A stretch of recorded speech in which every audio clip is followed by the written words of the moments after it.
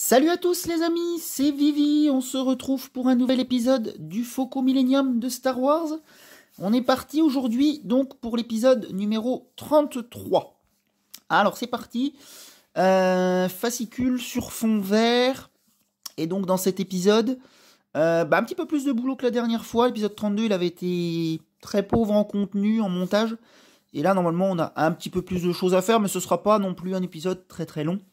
Là, on est en ce moment, je vous dis, hein, je regarde un peu les prochains fascicules qui sont prévus et de toute façon, pour le moment, on n'a pas de grosses constructions en prévision, on va dire. On est vraiment dans du truc assez simpliste, mais ma foi, tout de même, un peu plus de travail ici. Alors, du coup, fascicule 33, on va traiter d'un nouveau vaisseau, comme à chaque fois, et là, ce sera l'intercepteur TIE, donc un vaisseau, je pense que beaucoup de monde connaissent. Et puis on va voir un petit peu ce qu'on a dans ce bouquin. Ça c'est ce qu'on avait fait donc à l'épisode dernier. Hein. Rappelez-vous les volets là qu'on avait installés. Alors ils sont pas collés, ils sont juste posés dessus. Ils nous avaient demandé de tout simplement les essayer, c'est tout. Et d'ailleurs à cet épisode normalement on devrait retrouver la même chose, mais avec quelque chose en plus. Allez on est parti. Donc du coup bouquin, mais on va pas passer trop de temps dessus, puisqu'on a un petit peu plus de montage à faire. Alors le vaisseau, ses caractéristiques. Chasseur de supériorité stellaire, l'intercepteur impérial TIE-IN. Reconnaissable à ses panneaux solaires pointus, l'intercepteur TIE était l'un des chasseurs le plus rapides de la galaxie lorsqu'il fut mis en service. Il rivalisait aisément avec le chasseur A-Wing de l'Alliance rebelle. Ok. Alors, spécifications techniques. Nous avons une longueur de 9,6 mètres, arsenal 4 canons laser LS 9.3, moteur 2 réacteurs solaires SFS IA3A alimentant un double moteur ionique SFS PS 5.6. Ok. Hyperpropulseur non. Vitesse 1250 km/h dans l'atmosphère. Accélération 4240 G, 21 mGLT par seconde. Et enfin, équipage, un pilote. L'intercepteur TIE fut largement déployé après la bataille de Hoth et ne tarda pas à devenir le vaisseau de prédilection des escadrons d'élite de l'Empire. Nombreux sont les pilotes rebelles qui furent abattus par ces 4 et 3 canons laser. Bon, je pense que les canons laser, ils sont juste sur les bouts des pointes, à mon avis. Ok, alors, on tourne la page. Et on est toujours sur ce vaisseau. Le pilote, hein, a priori, qui est ici. Alors, qu'est-ce qu'on a ? Sienar Fleet System. Les séries de chasseurs TIE constituent les engins les plus reconnaissables construits par Sienar Fleet System, l'un des plus grands constructeurs militaires de l'Empire. L'entreprise fut fondée par la puissante famille Sienar à l'époque de l'Ancienne République. Elle produisait déjà une vaste gamme de vaisseaux. Dans les derniers jours de la République, la production de l'usine fut presque entièrement contrôlée par le tout-puissant Sénat. D'accord. Alors, le pilote, justement. Les pilotes d'élite, considérés comme l'un des meilleurs, si ce n'est le meilleur des chasseurs, l'intercepteur TIE était affecté aux unités d'élite de l'Empire comme les 128e et 181e groupes de chasse. Il était également piloté par les leaders d'unités composés de chasseurs TIE. Les pilotes d'intercepteurs portaient des uniformes et des casques noirs, même si certains pilotes d'élite du 180e groupe adoptaient les célèbres lignes rouges le long des manches, et des jambes de leur uniforme classique. D'accord. Alors, qu'avons-nous sur cette page ? Bataille d'Andorre, une puissance de feu mortelle. Donc on retrouve justement un chasseur TIE ici au centre, mais là ce sont les autres modèles. Ils n'ont pas les mêmes, ailes, on va dire. Ok. Et ici en bas, nous avons quoi ? Un pilote de chasseur TIE impérial dans le cockpit, illuminé d'une maquette de tournage. ILM conçut également des maquettes pyrotechniques pour les scènes où elles tombent telles des boules de feu. Ces prises furent ensuite éditées avec une autre prise de la maquette intacte pour montrer l'intercepteur au moment de sa destruction. D'accord. Ok. Et ensuite, on passe... Je vous dis, je vais vite sur la présentation du fascicule, parce qu'on a un peu plus de choses à faire.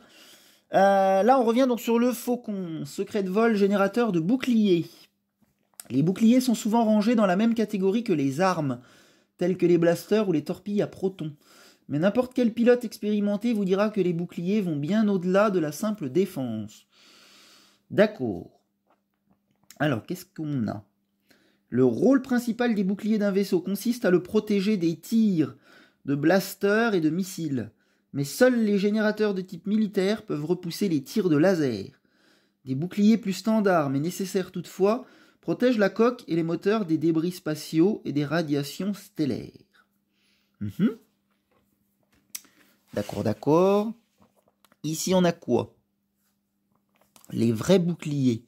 Le test de rentrée dans l'atmosphère Earth de la NASA est un concept impliquant un bouclier gonflable d'un diamètre de près de 8 mètres.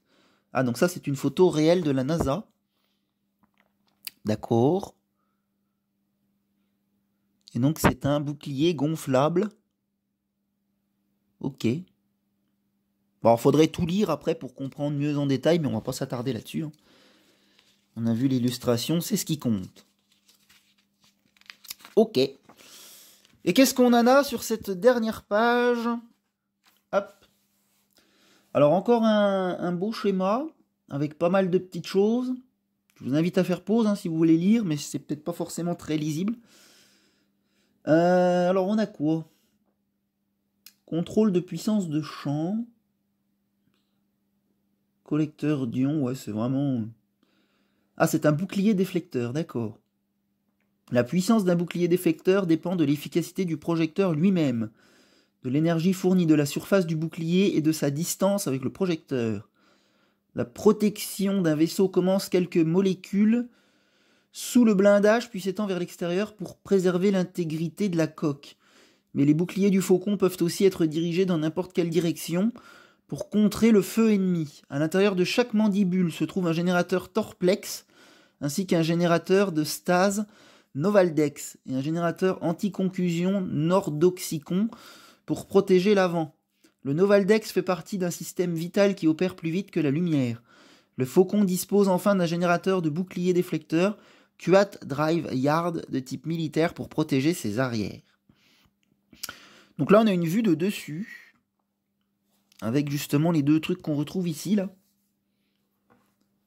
Les générateurs de bouclier du Faucon Millennium indiqués en rouge, ci-contre, se trouvent à l'arrière des mandibules. Ils ont fait l'objet d'améliorations substantielles. D'accord. Bon bah écoutez, c'est vu. De toute façon, c'est des choses qu'on retrouvera dans notre vaisseau, normalement. Enfin, j'imagine. Peut-être pas entièrement, mais en tout cas en partie. Allez, on passe à la deuxième partie de vidéo. Je vous présente donc les pièces. Alors, c'est parti. Assemblage numéro 33. Éléments de la coque inférieure. Les pièces suivantes. Agrandissez la structure de la coque grâce à un nouveau segment et découvrez comment les actionneurs se positionnent par rapport aux plaques vectorielles. Donc ça, c'est ce qu'on avait fait à l'épisode dernier, justement, les actionneurs avec les plaques vectorielles. Donc apparemment, on en a encore une partie dans ce fascicule, et donc on va apparemment encore les tester. Donc ce sera pareil. Par contre, on nous dit qu'apparemment, on va agrandir encore une fois de plus la structure. D'ailleurs, on a des pièces qui y sont fournies. Alors c'est parti, donc pas beaucoup de pièces à présenter, mais quand même des pièces où je sais qu'on va avancer, donc c'est cool. 1. Structure de la coque BF40, donc c'est la grande structure métallique. 2. Structure de la coque BF41, c'est la plus petite. 3. Plaque de la coque BP18, donc c'est ça, pièce en plastique. 4. Actionneur central et 5. Actionneur x4. Alors, pour vous montrer un petit peu, donc sur le fascicule ici, on a une pièce qui est numérotée en 4 et 4 autres qui sont numérotées en 5. C'est tout simplement parce que, comme je vous avais dit à l'épisode dernier, je m'étais trompé, moi, puisque j'avais déjà visionné le fascicule. En fait, quand je les déballe, je regarde un petit peu à l'avance ce qui m'attend. Et c'est donc dans ce fascicule qu'on retrouve bien un actionneur qui est un petit peu plus court que les autres. Donc il s'agit du 4, celui qui est mentionné en numéro 4, donc l'actionneur central, donc c'est celui-ci. Alors à l'œil comme ça, c'est pas forcément beaucoup visible, mais si vous voyez, je les mets côte à côte, on peut retrouver quand même une petite différence, notamment ici, au niveau de, je pense, des vérins. Vous voyez, puis de toute façon, il est beaucoup plus long. Si je les pose côte à côte, ben, normalement, il y a une légère... alors c'est peut-être pas forcément très visible comme ça. Peut-être plus les mettre comme ça, je vais essayer de bien les aligner. Normalement, c'est à peu près visible, mais celui-ci est un peu plus court que celui-là. C'est le seul. Après, les autres sont tous identiques. Les 4 autres, ce sont les mêmes que ceux qu'on avait eus à l'épisode dernier. Voilà. Donc en 4, c'est celui-ci, l'actionneur central, et donc en 5, les actionneurs x 4, ce sont les 4 autres. Voilà, tout simplement. Donc le actionneur central, il portera bien son nom, il ira au centre, bien évidemment. Bon, on est parti. Donc, du coup, je vais vous lire un petit peu tout ça, et puis je vais vous faire une coupure, comme d'habitude, puisqu'il faut que je reprenne ma structure qui est montée sur la droite là-bas, hein, et je la mettrai au centre de l'écran pour vous présenter. Du coup, ce que j'ai fait, mais par contre, je vais vous lire les étapes tout de suite. Alors, construisez le faucon, assemblage 33, assemblez les pièces structurelles. Reprenez la structure que vous avez complétée dans le numéro 31 et ajoutez-y les 3 pièces fournies, voire ci-dessous. Vous aurez terminé les 7/8 de la coque inférieure. Donc ça monte, on commence à en voir le bout. Alors, prenez les 2 structures de la coque fournies dans ce numéro, donc les 2 qui sont derrière. BF en rouge sur la photo, non. Pardon, je suis pas sur le bon truc. Pièce 1 et 2, voilà. Ainsi que la structure 39 du numéro 32. Donc ça, je vais la retrouver, elle est dans la boîte. Étalez-les comme indiqué en suivant la numérotation pour terminer la partie de la structure indiquée. Donc 39, 40, 41. Vous aurez également besoin de 7 petites vis noires à tête ronde pour fixer les éléments. Donc ça, j'en ai dans la boîte. C'est pareil, je vais les retrouver. Pour être identifiées, les pièces de la structure présentent des numéros BF en rouge sur la photo. Et bon, ça, on connaît. La photo de gauche indique comment elle s'assemble. Le schéma de droite indique, quant à lui, la partie correspondante sur votre faucon, sur le plan du faucon. Alors, étape 1, placez la structure BF41. Donc ça, je ne vais pas vous les lire, hein, parce que de toute façon, on connaît. Donc, je vais vous faire les étapes de la 1 jusqu'à la 11, hein, du coup. Voilà, hein, c'est à chaque fois chaque pièce qu'on met avec les vis, voilà, tout simplement. Je ne vais pas vous les lire une par une. Voici à quoi doit ressembler l'assemblage final. Donc, je vais vous retrouver avec ceci. Plutôt avec ceci, puisque moi, elle est sur les supports d'assemblage. Et donc, replacer tous les éléments sur le support d'assemblage. Le cercle sera terminé lorsque vous ajouterez la structure qui supporte la rampe et qui inclut une section amovible et articulée. Voilà, donc c'est pour ça qu'il y a une particularité et qu'on ne le fait pas tout de suite. Vous devrez assembler ces pièces tel un sous-ensemble séparément avant de les ajouter à la coque. Donc ça, on le fera plus tard. Et donc, dernière page, on se retrouve pour la dernière partie de vidéo, assembler les plaques vectorielles. Donc ce sera juste de l'essai, pareil comme on avait pu faire à l'épisode dernier. Mais ça, je le ferai avec vous en vidéo. Allez, je vous fais le montage de ces structures et puis je vous retrouve tout de suite après. Allez, c'est parti. Bien les amis, je vous retrouve. Donc dernière partie de vidéo. Le montage est terminé. Alors ça s'est bien passé, hein, encore une fois de plus. Pas de soucis majeurs à signaler. Donc les structures 39 à 41, 39, 40, 41 ont été montées. Et donc du coup je vous retrouve avec la structure à ces 7/8 en place. Donc ça s'est passé ici, hein, la structure là, celle-ci et enfin la grande. Voilà, donc il nous reste, commence de plus nous en rester bien large, mais donc apparemment une petite subtilité ici. C'est ce qu'on verra, j'imagine, dans les prochains numéros. En tout cas, pas le prochain, c'est sûr, apparemment. D'après ce que moi j'ai pu feuilleter. Mais peut-être au numéro 35, 36, on verra bien, en tout cas. Donc, ouais, ça commence à faire un gros morceau. Mais bon, c'est normal, hein, j'ai envie de dire. Du coup, on peut continuer. Alors, je vais pousser ça, du coup, hors de la caméra, hein, parce que ça prend quand même énormément de place. Donc, je vais vous montrer, tiens, d'ailleurs, un petit peu... comment que c'est pratique pour le transporter, parce que je peux vous garantir que c'est pas chose simple. Donc je vais juste le refoutre sur sa droite, et puis comme ça on pourra reprendre bien sûr en vidéo la suite. Donc vous voyez, bon, je le fais glisser parce que sinon c'est pas top, c'est pas facile de le lever quoi. Voilà, hop, allez c'est bon, il a foutu le camp, c'est parfait. Donc du coup, on se retrouve pour ceci. Donc à l'épisode dernier, rappelez-vous, on avait fait, hop, ceci. Et donc apparemment, on reprend un petit peu la même chose. Hein. Donc c'est nickel. Alors, assemblez les plaques vectorielles. De la même façon que dans le numéro 32, vous disposez d'un nouvel ensemble de plaques vectorielles qui sont à assembler sous les moteurs subluminiques. Chacune possède un actionneur hydraulique que vous pouvez tester. Mais à moins que vous n'ayez pas envie de peindre votre maquette, ne collez rien pour le moment. Oui, je m'en fiche, de toute façon je fais comme eux. Car les zones peintes s'étendent sous les pistons des actionneurs, étape à réaliser plus tard. Donc ça, je ne le fais pas, je rappelle. Étape 1, prenez un ensemble de 5 plaques vectorielles pièce 3 et de 5... Hein ? Ah oui, ils sont chiants à appeler ça 5. Moi, c'est une pièce pour moi, mais bon, bref, c'est pas grave. Oui. Oula, ça a bougé, ça. Je perds mon décor. Là. Prenez un ensemble de 5 plaques vectorielles, donc pièce 3, donc ça, et de 5 actionneurs, pièces 4 et 5 non identiques. Alors, on est parti. Du coup, 1, 2, 3, ouais, parce que j'avais tout poussé ça de l'écran, moi. 4, 5. Alors, la pièce 4, c'est la plus petite, c'est celle-là.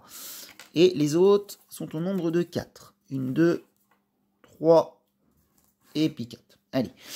Du coup, notez que l'actionneur du centre, pièce 4 à gauche, est plus petit que les autres. C'est ce que je vous ai montré, donc je ne vais pas vous le remontrer. Voilà. Juste pour info, il y en a une qui est plus courte que l'autre. Jusque-là, pas de souci. Testez l'assemblage des deux actionneurs comme vous l'avez fait dans le numéro 32, mais sans coller. Donc on se retrouve avec la même chose. Testez l'assemblage de l'actionneur central en observant comment son ergot se positionne dans le trou de la plaque vectorielle. En fait, c'est tout simplement parce que voilà, sur ça, le trou n'est pas à la même place que les autres. Donc c'est pour ça qu'il y en a un qui est plus court que les autres, tout simplement. Ajoutez les 4 actionneurs tout le long des plaques vectorielles. Enfin, testez l'assemblage du 5e. Et on se retrouve avec ça. Alors, on est parti. On les place. Donc, on va commencer par le central. Tiens, pourquoi se tromper? Donc, le central au centre. Paf. Et ensuite, bah, tout bête. Hein, on met les autres sur les côtés, bien évidemment. Voilà. Donc, ce n'est pas collé, hein, je rappelle. Donc, voilà. On peut voir un petit peu la différence. Hop. Je vais vous mettre celui de l'épisode 32 au-dessus. Alors, du coup, ça bouge. Hein, parce que... Mais voilà. Voilà ce que ça donne. Donc là, on voit bien la différence de taille. Hein, clairement. Là, il n'y a pas photo. Heureusement qu'il est plus court. Voilà, les amis. Et ben, on a terminé le numéro. Nous vous indiquerons comment peindre. On ne fera pas. Voici à quoi doit se ressembler l'assemblage final. Et ben, moi, j'ai les deux. Des détails authentiques. Qu'est-ce qu'ils nous disent ici? Dans le numéro 32, vous avez vu comment certaines plaques vectorielles sont peintes de différentes couleurs. Si celles du centre sont plus uniformes, elles doivent tout de même paraître abîmées. Si vous ne souhaitez pas peindre votre maquette, vous pouvez assembler les pièces telles qu'elles sont fournies. Oui. Mais pour un effet plus authentique, les plaques vectorielles devront être peintes avec le dessous de la coque avant de coller les actionneurs. Ils insistent sur la peinture. Hein. Détail des plaques vectorielles sur la miniature originale du film, extraite des archives de Lucasfilm. On y voit la saleté et les taches de peinture. Ok. Ben voilà, numéro bouclé, numéro terminé. Tac, c'était le 33. Je vous retrouve dimanche prochain pour le numéro 34, hein, comme d'habitude. Et puis ben, on verra ce qu'on va faire, mais il me semble que de mémoire, c'est encore un peu du... D'ailleurs, je crois que c'est le même type de numéro que le 32, donc c'est-à-dire ça, là, tester les plaques, et je crois que c'est simplement ce qu'il y a. Faudrait que je revérifie, mais ça fait quelques jours déjà que j'ai regardé ça. Et il me semble que c'est ça. Et à partir du numéro 35, par contre, je crois qu'on commence à reprendre des choses un peu plus intéressantes. Il me semble. Et d'ailleurs, tiens, petite parenthèse, alors je crois que c'est au numéro 38 qu'on va voir ça. Mais je pourrais vous présenter un petit cadeau supplémentaire que j'avais reçu à l'époque. Ouais, il était arrivé dans ce colis-là. Donc du coup, numéro 38, normalement je vous présenterai de quoi il s'agit, mais je vous dis pas pour le moment de qu'est-ce que c'est. Bon, après, ceux qui ont fait la maquette, j'imagine que vous savez. Mais ouais, non, c'était un truc très utile en plus que je me sers assez souvent, mine de rien. Mais voilà, j'en dis pas plus. Allez, et ben je vous souhaite un bon dimanche, un bon visionnage comme d'habitude. Et je vous retrouve très vite pour la suite de nos aventures sur ma chaîne YouTube. Allez, bye bye tout le monde.